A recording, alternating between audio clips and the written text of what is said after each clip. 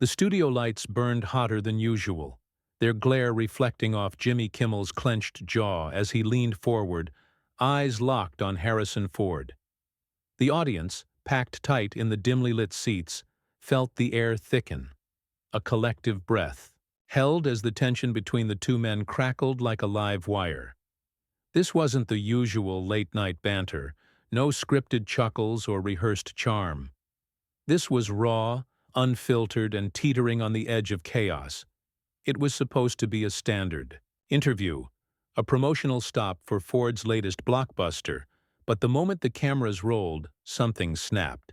The crowd could sense it, a predator's instinct for blood in the water. Kimmel, usually the master of diffusing awkward moments, wasn't smiling. Ford, his weathered face carved with disdain, looked ready to bolt, or throw a punch. It started with a question one Kimmel thought was clever, a jab at Ford's reputation for dodging personal questions.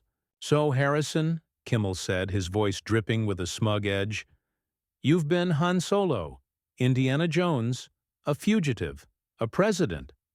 Ever play a role where you actually had to open up about yourself? Or is that just too much for you to handle?" The audience tittered, expecting Ford's usual gruff deflection. But Ford's eyes narrowed, his fingers tightening around the armrest of his chair. "You think you're cute, don't you?" he growled, his voice low, dangerous. "You sit there, night after night, poking at people like you're some kind of genius. You don't know a damn thing about me," the crowd gasped, a sharp intake of air that fueled the fire. Kimmel's smile faltered, but he doubled down, his own temper flaring. "Oh, come on, Harrison. Don't act like you're above this. You're here, on my show, because you need the exposure. So maybe drop the tough guy act and answer the question." Ford's face darkened, a storm cloud ready to burst. "Exposure," he spat, leaning forward, his voice rising. "I was filling theaters while you were still begging for gigs in dive bars. You think I need you? You're a vulture, Kimmel, picking at scraps for laughs." The audience was no longer laughing. They were riveted, frozen, as the two men tore into each other. Kimmel's face flushed red, his knuckles white as he gripped his desk. He'd dealt with difficult guests before, but this was different. Ford wasn't just dismissive. He was vicious, his words laced with a venom that felt personal. "You want to talk scraps?" Kimmel shot back, his voice sharp enough to cut glass. "You're out here peddling the same tired roles, recycling your glory days. Maybe I'm a vulture, but at least I'm not a fossil clinging to relevance." The crowd roared, some cheering, others shouting in shock.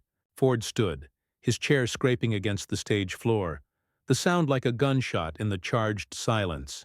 "You're out of your league, kid," he snarled, towering over Kimmel's desk. "You want to play dirty? I'll bury you." He turned, ripping off his mic, and stormed toward the wings, leaving Kimmel alone under the lights, his chest heaving. The audience erupted, a mix of boos and applause, as the show cut to commercial. Backstage, the crew scrambled, producers, barking orders, but Kimmel sat still, staring at the empty spot where Ford had been. This wasn't over, not by a long shot. As the commercial break ended, the cameras rolled again, and Kimmel forced a smile, but his eyes burned with something darker. He wasn't going to let Ford walk away with the last word. Not tonight. Not ever. The stage lights flared back on, and Jimmy Kimmel's forced smile hung like a mask, brittle and unconvincing. The audience, still buzzing from Harrison Ford's explosive exit, leaned forward, their murmurs a low hum of anticipation. Kimmel adjusted his tie, his movements sharp, deliberate, as if restraining the urge to smash something. "Well, folks," he said, his voice tight but laced with venom, "looks like some people can't handle a little heat. Guess Han Solo's not so cool under pressure after all." The crowd roared, some laughing, others jeering, but the energy was electric, feeding off Kimmel's barely contained rage.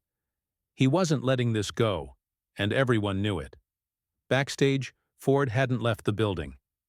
He stood in the green room pacing like a caged animal, his fists clenched.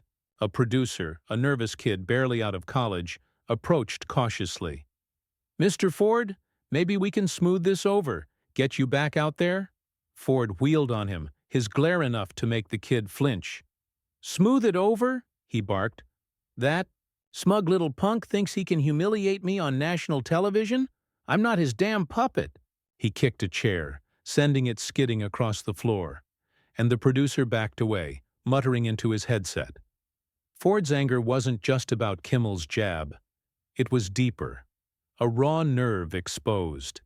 Years of being prodded, dissected, and reduced to a caricature had built a pressure cooker, and Kimmel's smugness was the match that lit the fuse. On stage, Kimmel was in full attack mode, his monologue a razor-sharp assault. "You know, I've had a lot of guests on this show," he said, pacing the stage, his eyes glinting with defiance. "Some are legends, some are has-beens, and then there's Harrison Ford, who apparently thinks he's too good for a simple question. Newsflash, pal, you're not Indiana Jones. You're just a guy who got lucky with a whip." The audience gasped, then cheered, egging him on. Kimmel's words were reckless, fueled by the sting of Ford's insults, and he didn't care about the consequences. He was done playing nice. But Ford wasn't done. He'd been listening from the green room, a monitor broadcasting Kimmel's every word. Each jab landed like a punch, and Ford's temper boiled over. He shoved past the producer, ignoring the crew's protests, and stormed back toward the stage. The audience caught sight of him first, a ripple of gasps spreading as he emerged from the wings, his face a mask of fury. Kimmel froze mid-sentence, his smirk vanishing as Ford strode toward him, stopping inches from the desk. "You got something to say? Say it to my face," Ford growled, his voice low but shaking with rage. "Or are you only brave when I'm not here?" The crowd exploded, a mix of cheers and shouts, as Kimmel stood, refusing to back down. "Oh, you're back for more?" he snapped, stepping around the desk to meet Ford eye to eye. "You think you can just storm off, then waltz in like you own the place? This is my show, Ford. You don't get to call the shots." The two men were nose to nose, the air between them crackling with hostility. The crew hovered, unsure whether to intervene, as the audience held its breath, sensing a breaking point. Ford's hand twitched, as if he might grab Kimmel's collar, and Kimmel's eyes dared him to try. "You're a coward," Ford said, his voice ablade. "Hiding behind your jokes, your audience. You wouldn't last a day in my world." Kimmel laughed, a harsh, bitter sound. "Your world? What, playing pretend for a paycheck? I deal with real people, Ford. You're just a relic who can't handle the truth." The words hung heavy, a challenge neither could ignore. The stage felt like a powder keg, and the next move would light the spark. The studio was a pressure cooker, the air thick with the raw hostility radiating from Jimmy Kimmel and Harrison Ford. They stood inches apart, eyes locked in a duel that felt more like a street fight than a talk show. The audience was alive, wire, their shouts and gasps fueling the chaos. Ford's jaw twitched, his voice a low snarl. "You think you can talk to me like that and walk away? You're nothing, Kimmel. A loudmouth with a microphone." Kimmel's lips curled into a sneer, his own anger boiling over. "And you're a washed-up star who can't take a hit. Go back to your mansion and cry about it, old man." The crowd roared, some cheering Kimmel's audacity, others stunned by the venom in his words. Security hovered at the stage's edge, but neither man acknowledged them. This was personal, a collision of egos too raw to be contained. Ford took a step closer, his voice dropping to a dangerous whisper. "You want to know why I don't open up? Because vultures like you twist everything into a punchline. You don't deserve my story." The accusation landed hard, and for a split second Kimmel's eyes flickered with something, guilt maybe, or recognition. But he shoved it down, his pride too bruised to yield. "Don't play the victim," he shot back, his voice rising. You're here because you need me to sell your movie. So spare me the tortured artist crap and sit down or get out. The audience gasped. The tension so thick it was suffocating. Ford's face twisted with contempt. Sell my movie? I'd rather burn the reels than owe you anything. The standoff was a heartbeat from violence, the kind of moment that could end careers. Then Ford turned, not toward the exit, but to the audience, his voice booming. You people think this guy's your friend? He's a snake, feeding off your applause while he tears people down. The crowd erupted, some booing Ford, others shouting support, the room splitting into factions. Kimmel laughed, a harsh, jagged sound, and grabbed his microphone. Oh, that's rich, coming from the guy who's been coasting on nostalgia for 30 years. You're not a hero, Ford. You're a brand, and you're terrified everyone's catching on. The words were a gut punch, and Ford's eyes blazed with a fury that made the crew flinch. He stepped toward Kimmel again, his voice a low growl. You want to talk brands? Look in the mirror. You're a corporate stooge, reading cue cards for a paycheck.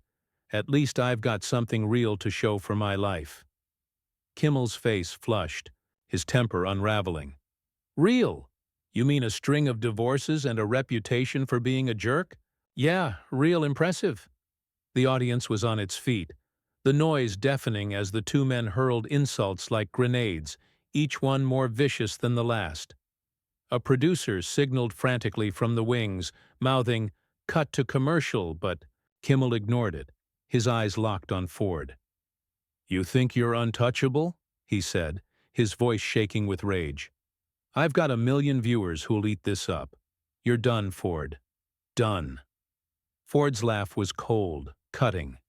You're the one who's done, Kimmel. You just don't know it yet.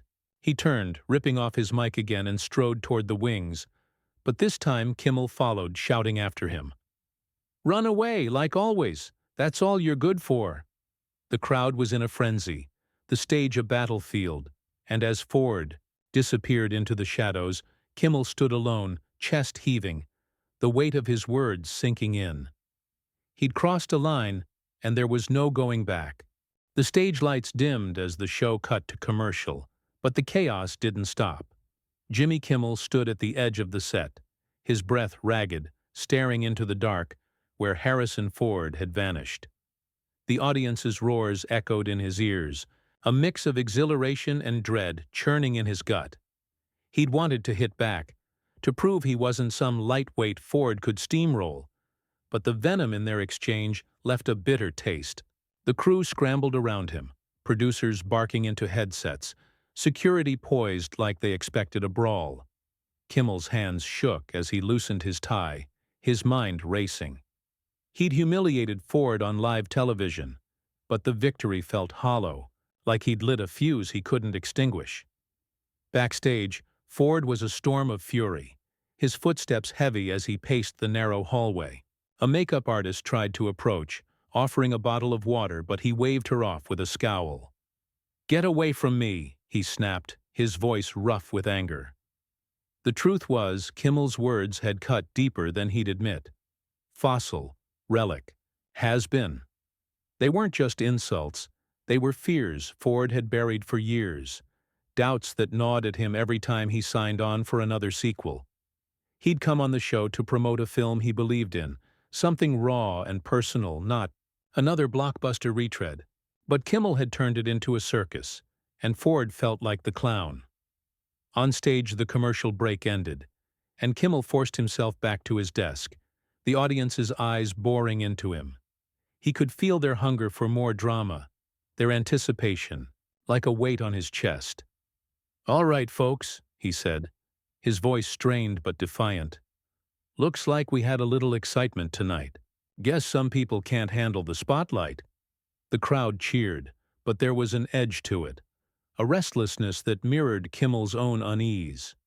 He leaned forward, his eyes glinting with a reckless spark. But you know what? I'm not here to play nice with divas. This is my house, and I say what needs saying. The applause was deafening, but Kimmel's smile was tight, his bravado a thin shield against the doubt creeping in. Then a murmur rippled through the crowd, heads turning toward the wings. Ford was back, his silhouette sharp against the stage. Lights. The audience gasped as he stepped forward, his face a mask of controlled rage. He hadn't put his mic back on, but his voice carried, rough and unyielding. "You don't get to have the last word, Kimmel," he said, stopping just short of the desk. "You think you can drag me through the mud and call it a show? You're pathetic." Kimmel stood, his chair scraping loudly, his own anger reigniting. "Pathetic? Look at you, crawling back for more. You can't stand that I called you out. Can you?" The crowd was on its feet, the air electric with tension. Ford's eyes burned, his voice low and cutting. "You didn't call me out. You took a cheap shot because you're too small to do anything else." Kimmel laughed, a harsh, bitter sound. "Cheap? You're the one who's been phoning it in for decades. I'm just saying what everyone's thinking." The words were a spark in a powder keg, and Ford's fists clenched, his restraint visibly fraying. "You don't know what I've been through," he said, his voice shaking with a mix of rage and something deeper, something raw. "You don't get to judge me." For a moment the studio was silent, the weight of Ford's words hanging heavy. Kimmel opened his mouth, ready to fire back, but something in Ford's expression stopped him. A crack in the armor, a glimpse of the man behind the legend. The audience sensed it too, their cheers fading into a tense hush. This wasn't just a fight anymore. It was a reckoning, and neither man could walk away unchanged. The studio hung in a fragile silence, Harrison Ford's raw admission echoing like a gunshot. His eyes, usually guarded, betrayed a flicker of vulnerability, a man stripped bare by the fight.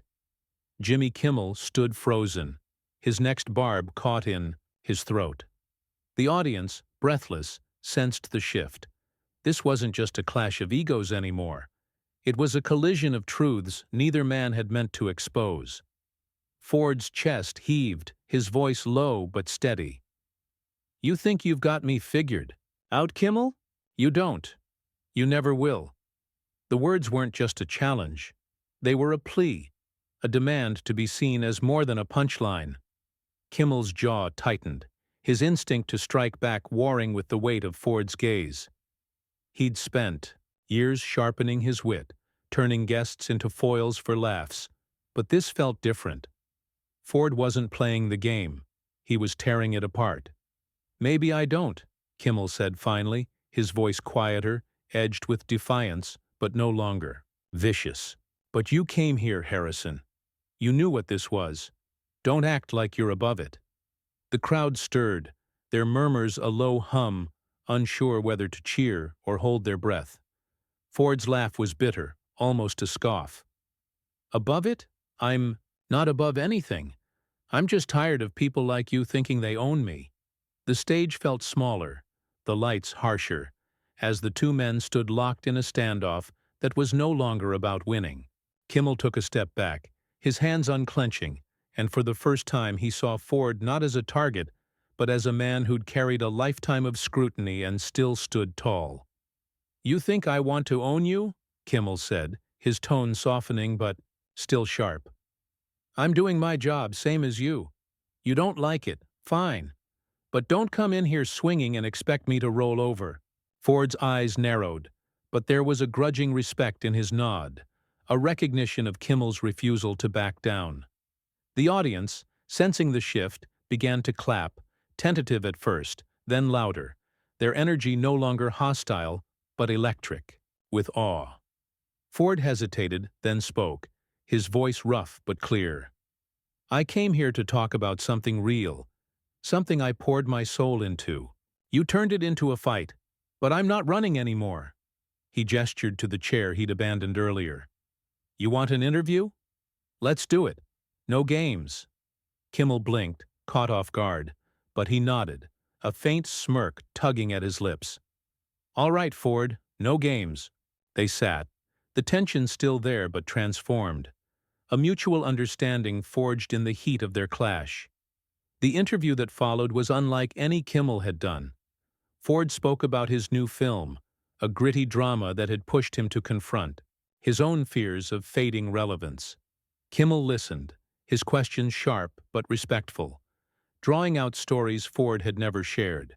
The audience was riveted, their applause thunderous as Ford described the toll of his career, the sacrifices, the doubts.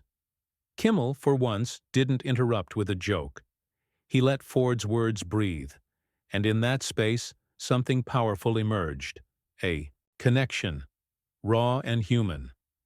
As the show ended, the crowd rose in a standing ovation, not just for Ford's candor, but for the battle they'd witnessed, a fight that had stripped away pretense and left something real in its place. Kimmel extended a hand, and Ford shook it, their grip firm, a silent acknowledgement of the line they'd crossed together.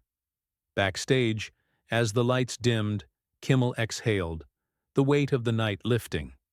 Ford, slipping on his jacket, caught his eye and nodded, a ghost of a smile breaking through. They'd gone to war, but they'd come out stronger, their scars a testament to a truth neither could deny. Sometimes, the fiercest fights reveal the deepest respect. The audience left, buzzing, their voices carrying the story into the night, a triumph no one would forget.